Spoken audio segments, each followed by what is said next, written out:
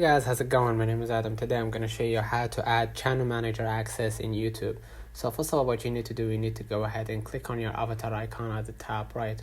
Okay, and basically what you're going to do, you're going to see right here, after you scroll a bit down, you're going to see the settings. Click on it, and basically you're going to wait for a few moments, and as you can see, this is your YouTube channel. Scroll a little bit down, you're going to find right here the channel managers. Go ahead and click add or remove managers right here, and basically you gotta wait it out for a few moments right here, and now you're gonna be able to click right here, manage permissions. Go ahead right here and click manage permissions. By adding it, they might ask you for verification that this is basically your account. So what you're gonna do, you're gonna just go ahead and add your password for your account. All right, you're gonna wait for a few moments right here.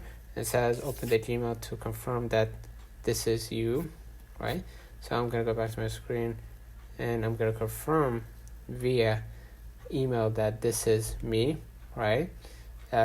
Usually the email, you're gonna receive it on your phone, right? Or most likely you're gonna receive it on your phone. So basically go ahead and verify that this is your account, and then add the number, and basically now, as you can see, it's confirmed, right? So what you're gonna do next, you're gonna just go ahead and add the user that you want to give them the access to your channel, right?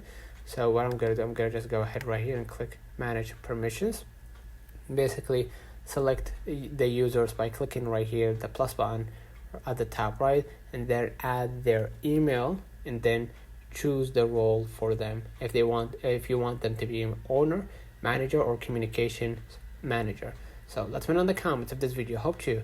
Don't forget to like and subscribe, turn on the notification bell to receive every video we upload. Thank you for watching.